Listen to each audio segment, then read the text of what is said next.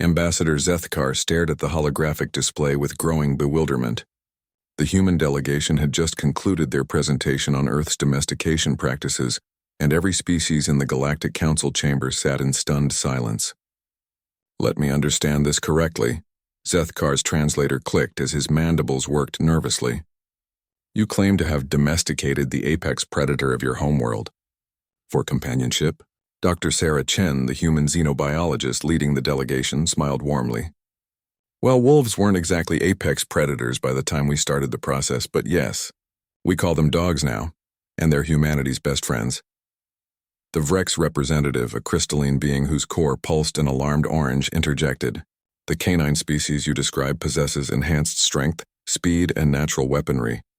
My species required 3 centuries of careful genetic manipulation and neural conditioning to make the Ravik beasts of our homeworld safe for agricultural work." "Oh, we didn't do any of that," Chen replied casually. "We just befriended them, fed them, played with them, let them sleep in our homes. Some people even let their dogs sleep in their beds." The chamber erupted in a cacophony of alarmed chirps, clicks, and harmonics as the various alien species processed this information. The Cathari diplomat, whose species had spent millennia developing psionic control methods for their beast servants, stepped forward on his 6 spindly legs. "Dr. Chen, surely you jest.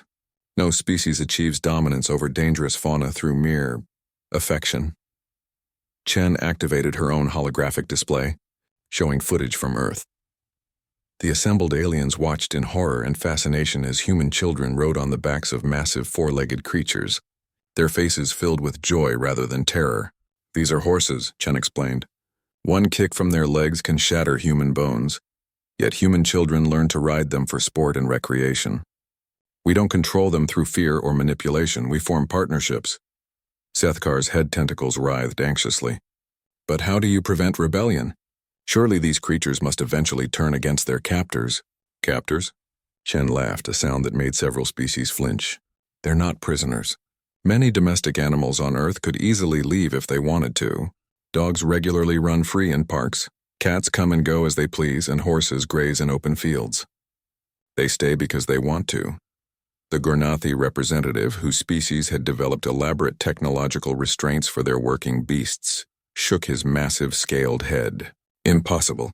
We have studied interspecies dynamics for eons. Inferior species serve superior ones only through coercion or genetic programming." Chen's expression grew slightly sad. "I think that's where you're misunderstanding us. We don't consider them inferior. Different, yes, but not inferior. Each species has its own intelligence, its own value." She gestured to her holographic display again, showing an elderly human woman sitting peacefully with a large feline curled on her lap. "This is my grandmother with her cat Mittens. Cats were never fully domesticated in the traditional sense. They chose to live with us. They're still essentially wild animals, but they've decided humans make decent roommates." The chamber fell silent as the implications sank in. The Zephyrian delegate, whose people had enslaved several species through generations of conditioning, finally spoke in whistling tones. "You mean to tell us that these pets serve you willingly, without coercion?" "Serve is the wrong word," Chen corrected gently. "They're family members, companions, friends. Yes, some have jobs, dogs help with hunting or guarding, cats control pest populations, but they're not forced into servitude. My own dog, Max, spends most of his day sleeping on my couch and demanding belly rubs." The translation systems across the chamber struggled with the concept of belly rubs, producing a variety of confused mechanical sounds. Chen continued. "What you call taming through centuries of genetic manipulation and neural conditioning, we accomplished through something much simpler: love, trust, and mutual respect. A human and their pet form an emotional bond that benefits both species." The Vrex representative's core flashed a skeptical purple. "And these animals never attack humans?" "Well," Chen admitted, "there are occasional incidents. But those usually involve animals that have been mistreated or aren't properly socialized. The vast majority of human-animal relationships are built on trust and affection." Zethkar leaned back in his biomechanical chair, overwhelmed.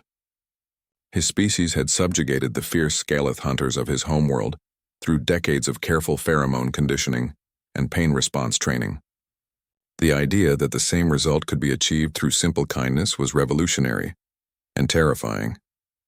Dr. Chen, he said slowly, if humans can form such bonds with predatory species through mere friendship, what does this say about your species' potential for alliance with others? Chen's smile brightened. That's exactly why we're here, Ambassador. Humanity doesn't seek to conquer or control. We prefer to make friends.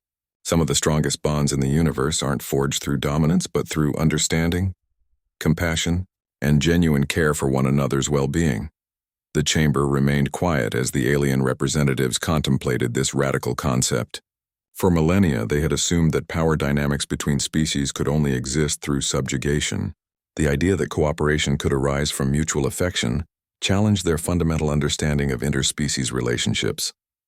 As the session adjourned, many of the delegates found themselves reconsidering their own relationships with the creatures of their homeworlds. Perhaps there was more to learn from these strange humans than they had initially realized. In the corridor afterward, Zethkar approached Chen privately. Dr. Chen, I must ask, do humans ever consider other sapient species as potential pets? Chen laughed again, but this time it was warm rather than alarming. Ambassador, we prefer the term friends, and yes, we'd very much like to be friends with all of you. As she walked away, Zethkar wondered if humanity's greatest weapon wasn't their technology or their aggression, but their seemingly infinite capacity for turning enemies into family.